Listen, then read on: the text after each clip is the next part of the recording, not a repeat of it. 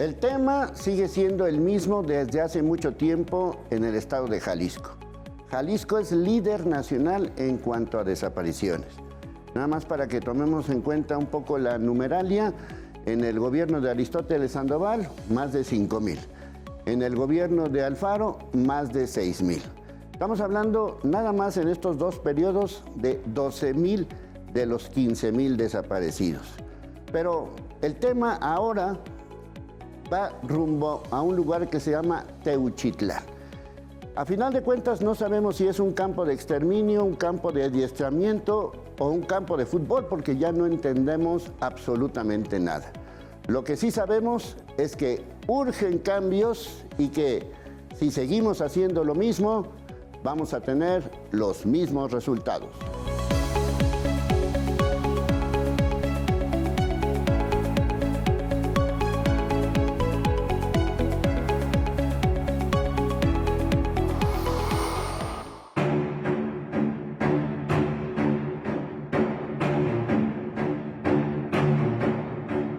Luego de que colectivos de buscadores reportaron un campo de adiestramiento y de exterminio en el rancho Izaguirre, en Teuchitlán, el fiscal general de la República, Alejandro Gertz Manero, culpó a la Fiscalía de Jalisco por una serie de omisiones. El predio fue detectado en septiembre de 2024, cuando la Guardia Nacional detuvo a 10 sujetos y localizaron un cuerpo, pero el sitio no se procesó por parte de la Fiscalía de Jalisco, a quien se le entregó el caso. Allí había ropa, calzado y otros artículos personales.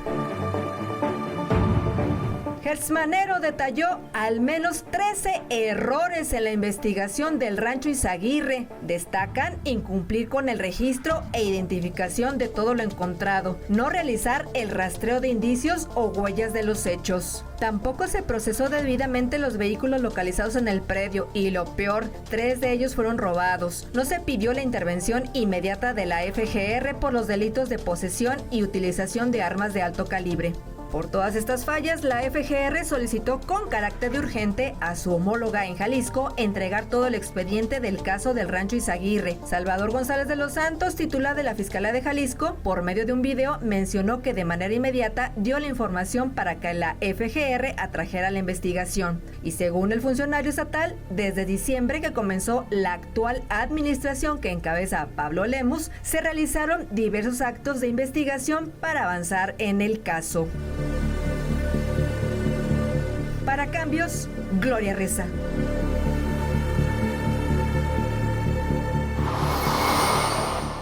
Nuestros invitados saben y viven lo que dicen y hacen. Bueno, pues estamos ante una palabrita que de repente ya se ha convertido en un referente nacional e internacional.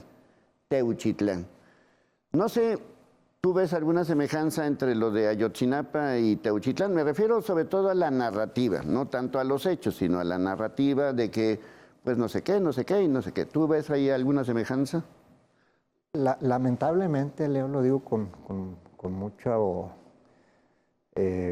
con profundo dolor.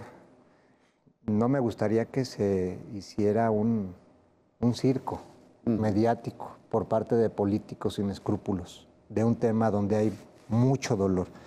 Y lo digo con profunda tristeza porque conozco a no pocos padres buscadores, madres buscadoras. Conozco a bastantes que están buscando en este momento a sus hijos de manera y de forma desesperada. Es más, hay que decirlo, para vergüenza y deshonra de los 3 órdenes de gobierno. El mérito del hallazgo de Teuchitlán se debe a las madres buscadoras, claro, a los padres que andaban buscando a sus hijos, no a la autoridad municipal, que ni siquiera fue llamada a cuentas, mucho menos a la autoridad estatal, que siempre estuvo intentando eclipsar, tapar, a como diera lugar. Tuvimos una especie de gerente que convirtió al Estado, se convirtió el Poder Ejecutivo en un administrador de un cártel para que no se viera lo que estaba sucediendo en realidad, y un gobierno federal que poco le interesó en la pasada administración. Quizás por esos problemas que hubo, los enfrentamientos mediáticos con una tónica política entre el presidente de la República y el entonces gobernador del estado de Jalisco. Y espero que no se convierta esto en un circo, ¿verdad? Donde hay una gran carga de dolor.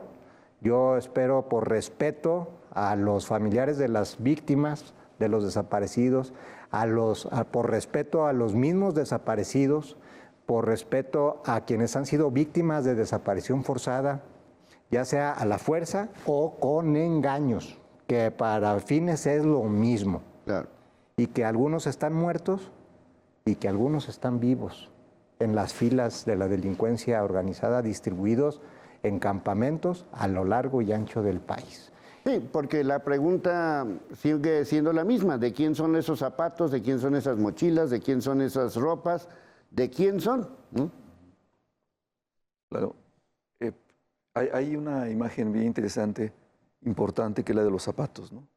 Inmediatamente cuando uno la ve, la referencia de la memoria colectiva se va hacia Auschwitz, ¿no? Inmediatamente. Y entonces uno piensa en los campos de exterminio, uno piensa en ese horror, en ese dolor que se está creando, que se ha creado, que se sigue creando en torno a este ámbito geográfico de Teuchitlán, que de repente de lo local pasa a lo nacional y a lo internacional, ¿no? Entonces todo lo que pasa aquí, en Teuchitlán, de repente tenemos campos de adiestramiento, exterminio, aquí mismo en Jalisco, en Motala, a un lado de Teuchitlán, en Zacatecas, en Guanajuato, en Chihuahua, en Tamaulipas. Entonces, de repente estos campos se convierten en un patrón, ¿no? Y entonces ese patrón nos está diciendo muchas cosas, ¿no? Nos está hablando especialmente de jóvenes, ¿no? Nos está hablando de niños, niñas, pero de jóvenes que bien lo decía aquí Francisco, tienen anhelos, tienen esperanzas, tienen sueños, pero también han sido obligados, o también ellos se ven obligados, ¿no? Por ejemplo, un migrante, ¿no? Un joven que es engañado, pero también un joven que voluntariamente se anexa, ¿no? Y esta última parte es la más importante, ¿no? O sea, ¿por qué los jóvenes se anexan, se quedan allí? Porque anexar es otro verbo, se quedan allí voluntariamente, ¿no? O sea, después de ser obligados, engañados, muchos se quedan enganchados, ¿no? Otros se retiran, otros mueren, muchos mueren, y otros con el paso del tiempo logran zafarse, ¿no? Pero muchos voluntariamente comparten esto, ¿no? Esta es la parte, me parece que es la parte que está presente en estos patrones, ¿no? ¿Por qué?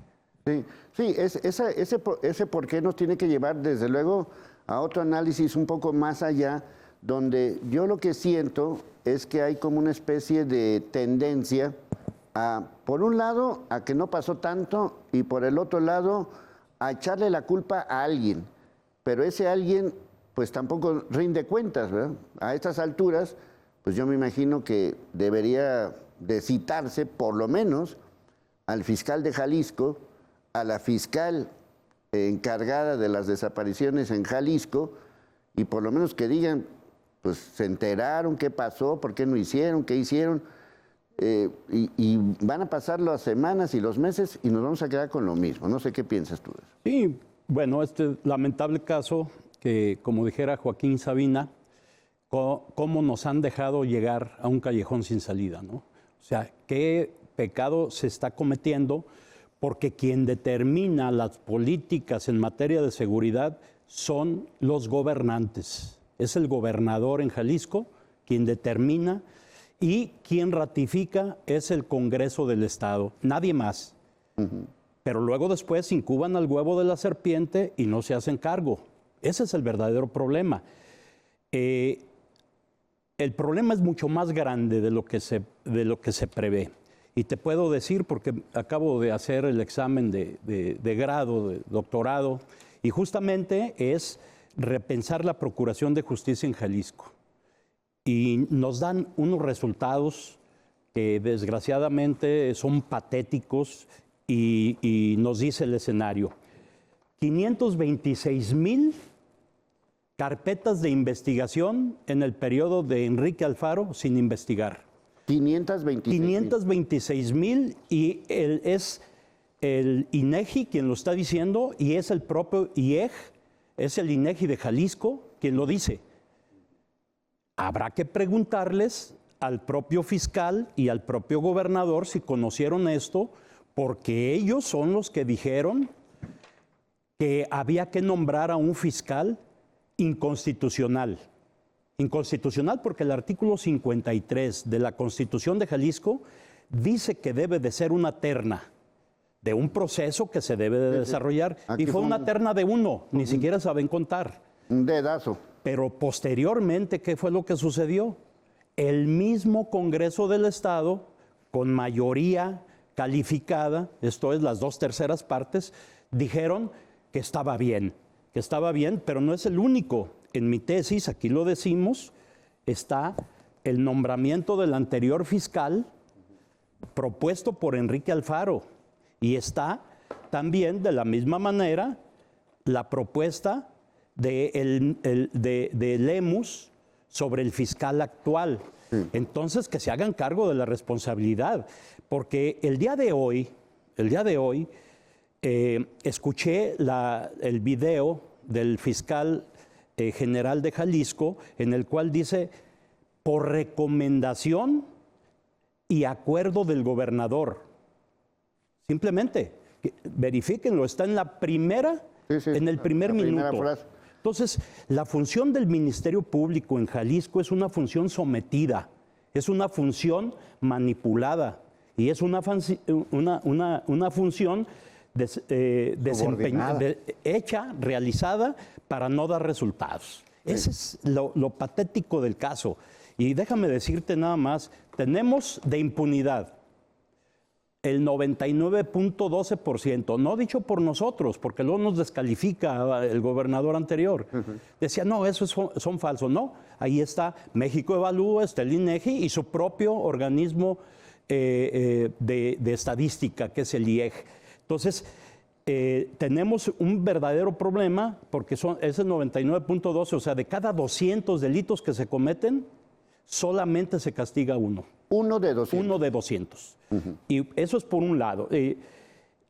Se denuncian en nuestro estudio que hicimos, que es de 2024, 137,000 delitos.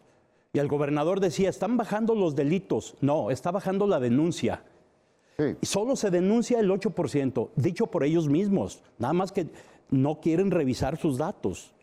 El 8%. ¿Esto qué quiere decir? Que 137,000 se denuncian, pero 1,633,000 delitos se cometen en Jalisco año con año.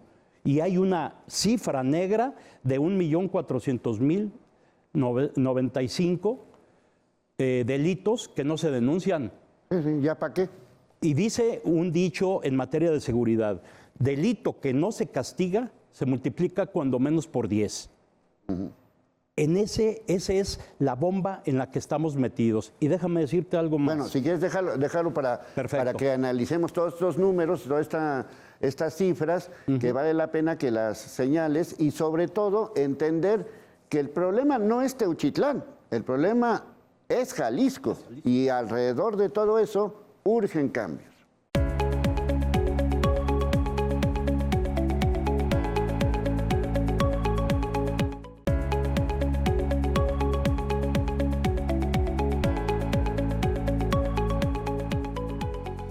Bueno, mi querido, ¿ya eres qué? ¿Doctor o cómo es? Doctor. Doctor. Bueno, a ver, mi querido doctor, estas cifras que nos estás diciendo son verdaderamente reveladoras. ¿Qué otras más?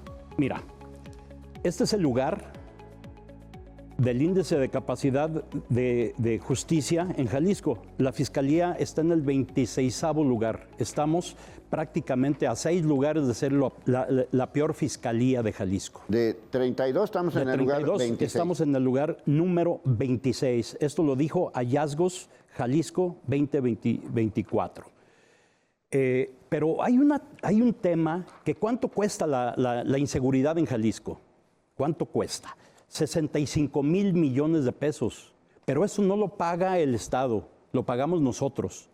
¿Cómo lo pagamos? Poniendo rejas, poniendo cámaras, contratando personal de seguridad, asegurando nuestros carros, porque todo eso debería de ser responsabilidad del Estado. El Estado es quien tiene la obligación, es la función más importante del Estado, es justamente dar seguridad a los ciudadanos. ¿Para qué? Para salvaguardar su vida, sus bienes, la paz y el orden público. Y eso es lo que no tenemos. Sí. Lo que pasa en Teuchitlán es uno de los problemas. Son 625,000. Y que Alfaro no les doró la píldora hasta los diputados. Ahí están. Nunca, ¿cómo es posible que citen al fiscal de manera política? Porque a Enrique Alfaro, a la fiscal de desaparecidos, al anterior coordinador de seguridad, a Berumen, al propio Enrique Alfaro, al fiscal regional. Nadie habla del fiscal regional, sí. Y esto se hizo en una región. Claro. Entonces, a todos ellos tienen que estar sentados en la silla del Ministerio Público. Independientemente si es bueno o es malo el Ministerio Público, pero queda la constancia de lo que dijeron. A ver, explíqueme cuál fue su función, porque de nada nos sirve, y es un show, un teatro, una payasada, lo que hacen los diputados al citar al fiscal y al comité de seguridad. ¿Para qué?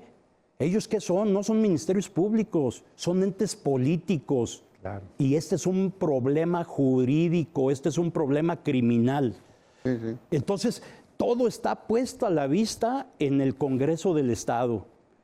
Qué tristeza nos da a los abogados que pase esto. Deben de estar sentados en el Ministerio Público. Y si dicen mentiras, mejor. Pero ahí se puede verificar. Y si dijiste mentiras ante una autoridad en ejercicio de sus funciones, te vas a la cárcel. Y eso es lo que tiene. Es lógico que, como dije, ¿quién daba la noticia criminal en Jalisco? El gobernador. Cuando esa función le es dable única y exclusivamente al Ministerio Público. Pero ¿qué es lo que sucedía? Este sometimiento del que hablamos es una función sometida, es una función manipulada por los políticos. Entonces, si van a meter las manos los políticos, que asuman su responsabilidad. Y aquí está la prueba. Lemos está haciendo exactamente lo mismo. Ahí está el que lo acusa, sin acusarlo, es el propio fiscal. Por acuerdo del gobernador estoy haciendo esto. Ahora, ¿qué están haciendo en Teuchitlán? Están citando a colegios de abogados, a asociaciones civiles. Oiga, no es una kermés. Sí. Se debe de salvaguardar. Lo primero que tiene que hacer el primer respondiente es salvaguardar el lugar de los hechos hasta que se desocupe.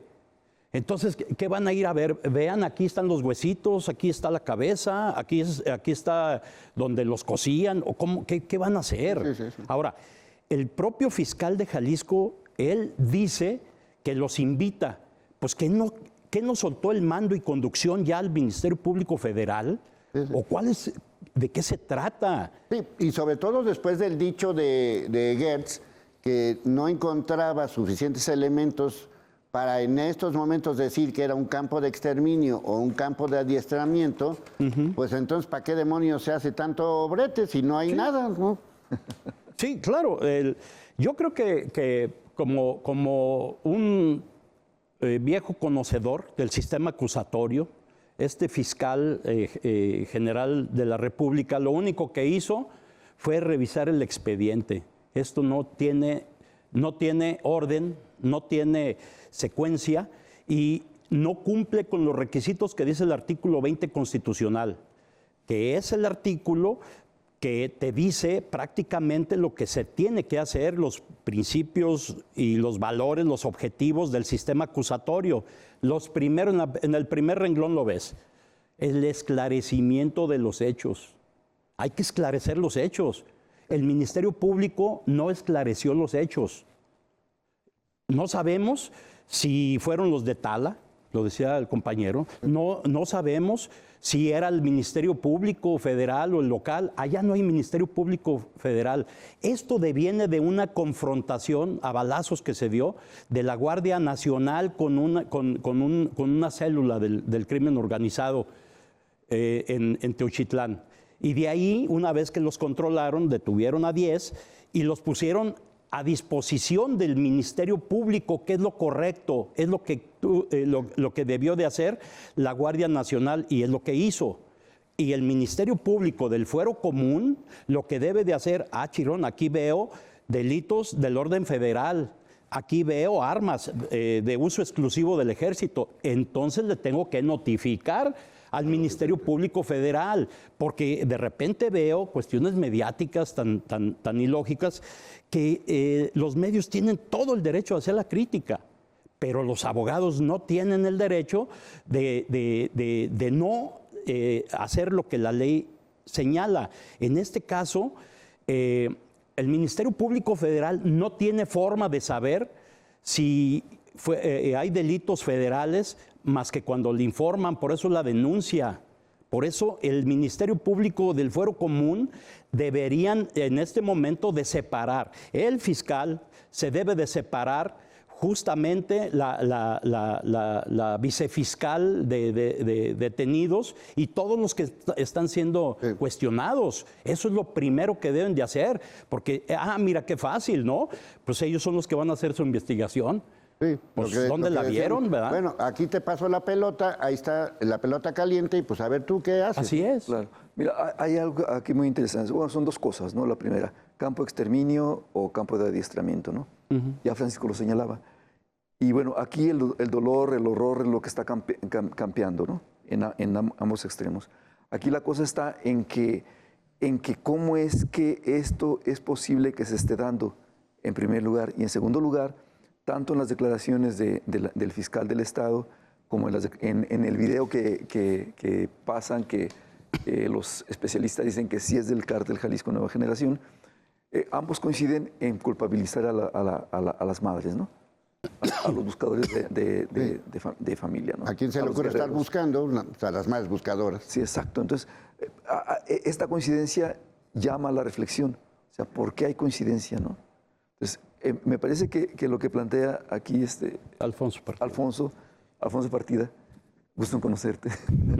He leído mucho de ti contigo. Gracias.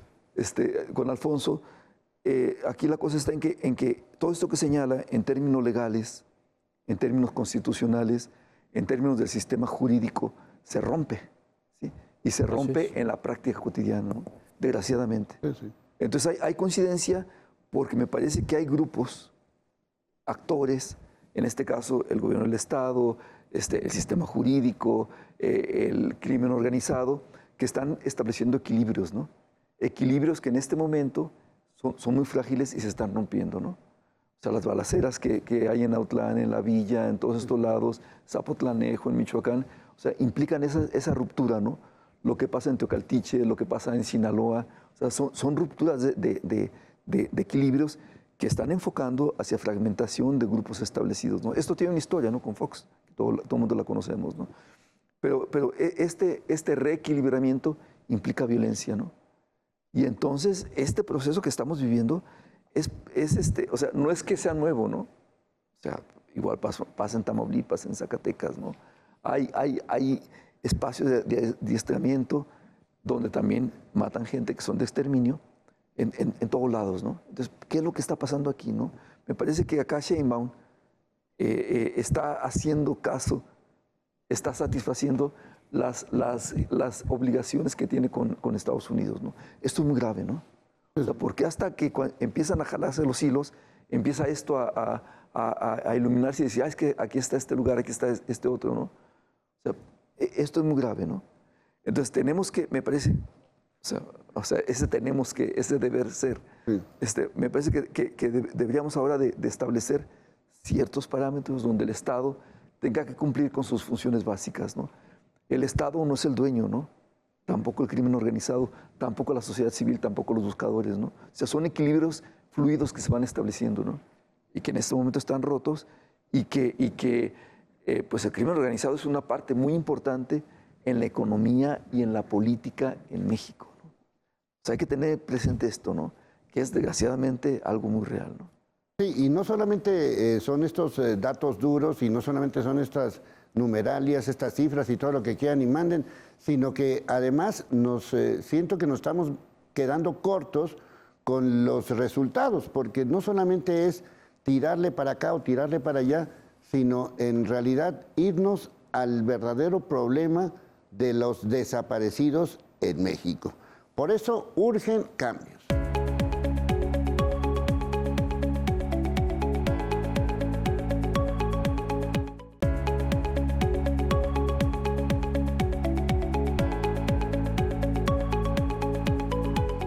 Bueno, como hemos estado señalando, y no hay que olvidar la primera declaración que hizo el actual fiscal de Jalisco, que cuando le preguntaron que por qué no habían encontrado los restos en este ranchote, pues dijo que estaba muy grande.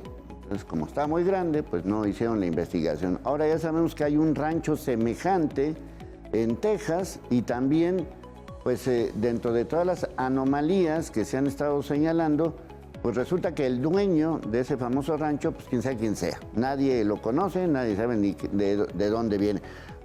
En tu análisis, desde el punto de vista del Centro de Justicia y Dignidad del ITESO, ¿cuál es tu primera visión de todo este asunto que estamos viviendo con Teuchitlán? Bueno, primero que no es un asunto nuevo, ¿no? Lo veíamos incluso, podríamos hablar de este campamento que fue encontrado en el 2017, que incluso hay un reportaje muy interesante de la periodista y académica Ale Guillén, ¿no? Eso primero. Y lo otro, pues que nos muestra de cuerpo entero cómo las fiscalías necesitan una reforma, pero además de que están incumpliendo con los mínimos, ¿no? Ese rancho fue supuestamente procesado en septiembre del 2024 y sin duda alguna lo que nos manifiestan es que no se procesó completamente porque es un rancho muy grande. Eso es sumamente negligente, claro, ¿no? La autoridad debió de haber procesado el rancho e incluso a la fecha no sabemos qué dijeron esos 10 detenidos, ¿no? ¿Cuál es la situación jurídica de esos 10 detenidos? No sabemos absolutamente nada. Si son de algún grupo X, o son de acá, o son de allá. O si realmente eran parte de la delincuencia organizada y no fueron víctimas, ¿no? Que me parece que eso también es muy importante, cómo ponemos en la mesa a estas personas que fueron reclutadas de manera forzada y finalmente de ser víctimas se volvieron victimarios para preservar la vida, ¿no? Entonces, hay mucho que explicar por parte de la Fiscalía y de los agentes del Ministerio Público que no hicieron su trabajo, que no procesaron la escena como debería de hacer y ahora tenemos ya a una Fiscalía General de la República que va a traer la carpeta de investigación, pero que además dice que no hay indicios de que pudiera ser o no un crematorio y que las ropas que están ahí pertenecen a quien son parte o eran parte del crimen organizado. Y me parece que para dar esas versiones tendrían que decirnos cuáles son las líneas de investigación, ¿no? O qué es lo que han investigado hasta el momento para decirnos que realmente esa ropa son de estas personas, ¿no? Sí, porque pues volvemos otra vez a la pregunta inicial, Francisco, de quién son todos esos zapatos, ¿no? Claro, bueno, campo de exterminio o de adiestramiento, muy probablemente sean las dos cosas. He escuchado testimonios, porque ya comenzaron a levantar la voz algunas personas que estuvieron ahí, que vivieron la experiencia. Y la experiencia iniciaba desde que entraban a investigar una oferta de trabajo. Ahora resulta que el legado que nos deja la pasada administración encabezada por Enrique Alfaro Ramírez no la teníamos en Jalisco. Ahora es un riesgo buscar trabajo para los jóvenes. Es un riesgo muy fuerte y no había ese problema. Pues acuérdate del call center. Por ejemplo. Y ese riesgo no es solamente para los jaliscienses, porque la central camionera servía para captar a jóvenes de todo el país y el punto de reunión y de encuentro, y narran ya los testimonios que he analizado con detenimiento, les doy cierta credibilidad o una gran credibilidad.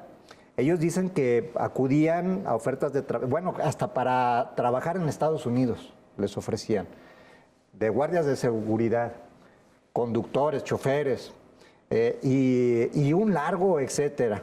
Y pues los jóvenes venían a buscar una oportunidad de trabajo, los subían a un Uber y se los llevaban a los campamentos. Nosotros estuvimos repitiendo a lo largo del sexenio que había campamentos, y no pocos, en el estado de Jalisco.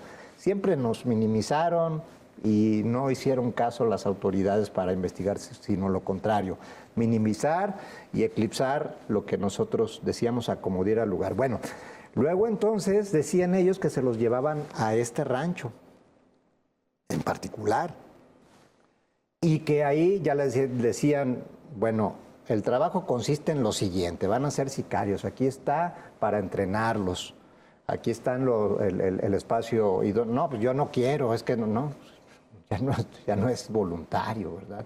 Ya estás aquí, no quiero, entonces ahí entraba en acción el exterminio. A los que no le veían habilidades que no servían, a exterminarlos. Y ellos decían, narran los testigos que estuvieron ahí, que vivieron ahí, que decían, si no hay cuerpo, entonces no hay delito, a quemarlos. Entonces, era todo un sistema de miedo, de terror, a los que convencían y daban el ancho, digámoslo de alguna manera, para convertirse en sicarios o en parte de la organización criminal. Entonces, ellos vivían y ascendían en la empresa, si le podemos llamar así, entre comillas, una empresa criminal.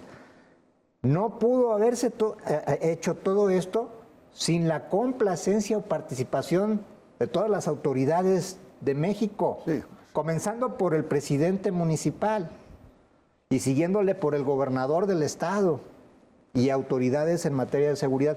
Yo creo que precisamente es lo que está entretejiendo ya Gertz Manero, cuando en su rueda de prensa pues le avienta un rosario de más de 13 acciones, o mejor dicho, de omisiones, inacciones que no hizo la Fiscalía del Estado. ¿Y por qué no la hizo? ¿Por qué no las hizo? ¿Porque estaba muy grande el rancho? ¿O porque tenía intereses ahí? ¿O porque recibió órdenes e instrucciones? Entonces, esto es la narración de jóvenes que dicen que allí estuvieron y que fueron sometidos a este tipo de actividades ante, en mi opinión, pues con la complacencia y participación de las autoridades constitucionales, que, en mi opinión, deben de ser llamados a cuentas. Pero como lo dice bien el doctor Alfonso, un ciego no puede guiar a otro ciego. Un puñado de políticos, expertos en todo y al mismo tiempo en nada, pues no le van a entender para hacer una acusación seria, sólida y llevar a cabo un juicio político en contra de un gobernador. Todos le tienen miedo. Yo recuerdo a Nájera, todos temblaban los diputados cuando lo llamaban a comparecer, les salía sonriendo cuando lo llamaban a comparecer los diputados.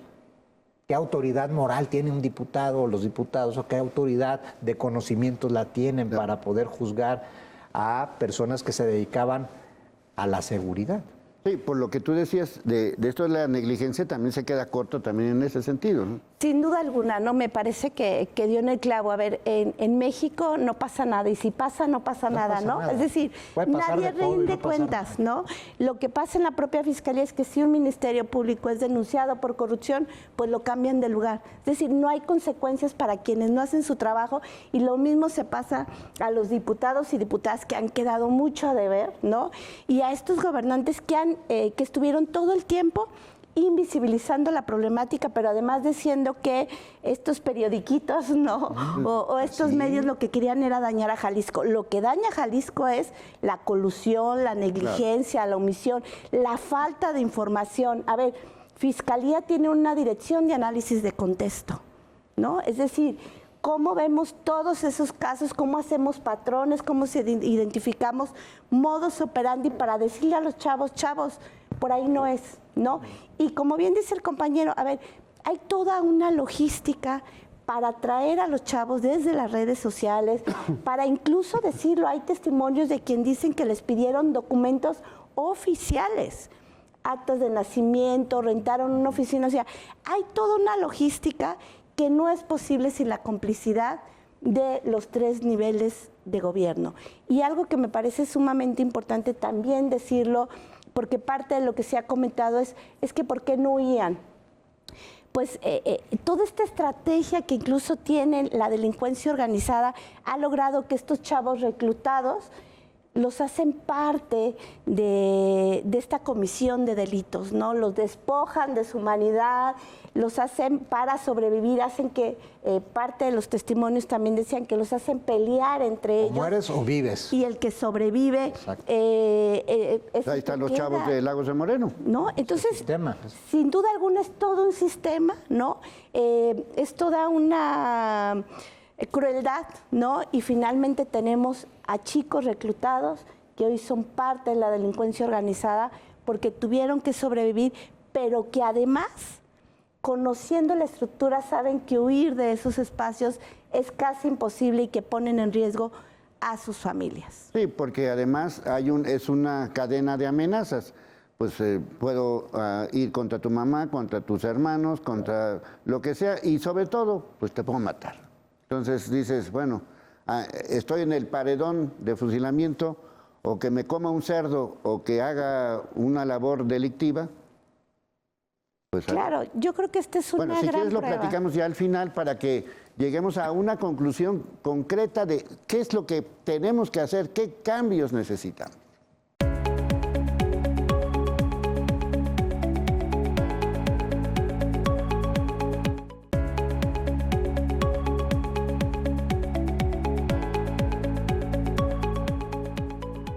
Bueno, lo que sí sabemos es que urgen cambios. A ver, ¿qué cambios necesitamos? Como 1 millón. Como nosotros lo dijimos en la tesis del doctorado, es repensar la procuración de justicia.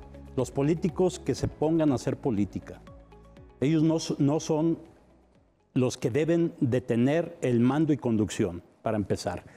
En segundo término, se tiene que plantear socialmente la participación con la sociedad, con los criminólogos. ¿Por qué está sucediendo esto? ¿A qué se debe? Porque lógicamente que tenemos un verdadero problema, que las fiscalías están hechas para no funcionar y lo podemos demostrar. Este estudio justamente nos dice todo esto, hacia dónde nos hemos llevado, ¿no? ¿Cuánta efectividad tenemos? Y incluso la propia Fiscalía Anticorrupción tiene 6,400 carpetas de investigación, solamente tiene 3 sentencias. Ese es el tamaño.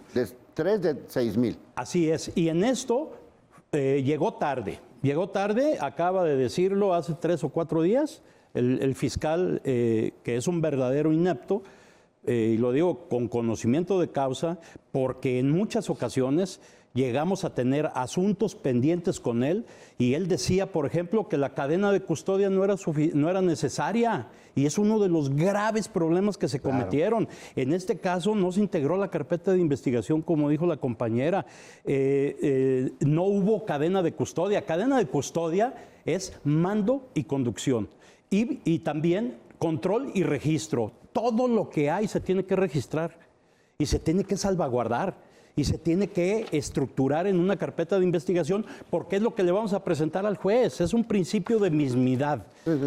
Lo mismo que encuentro aquí es lo mismo que el juez va a tener para juzgar. Y aquí yo veo que hubo, pues justamente, una contaminación del lugar de los hechos. Hubo contaminación y participación, atomización de la propia investigación, porque ¿cómo es posible que los policías de otro municipio hayan venido, que les hayan robado vehículos, que les hayan robado algunos datos de prueba y medios de prueba y otros que no los hicieron? Entonces, los de tala. Así es. La lucha tiene que ser contra el no castigo, contra la impunidad. Es la parte fundamental.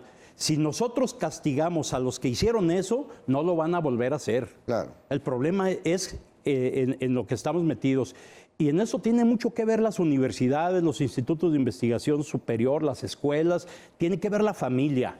Tenemos que volvernos a replantear, porque si no empezamos a hacer lo conducente en un esquema de seguridad, hay 4 puntos importantes: la prevención, la disuasión, la persecución del delito y la sanción de las penas. La primera es la más importante y es la que no se ataca, que es la prevención. Hay que prevenir. ¿Qué están haciendo nuestros jóvenes? Lo decía la compañera, ¿qué están haciendo? ¿Por qué cómo ellos sí tuvieron el jale para jalarlos? Así es. Ya sea por las redes sociales. Así es, y hay que replantear esa palabrita del crimen organizado, los cárteles.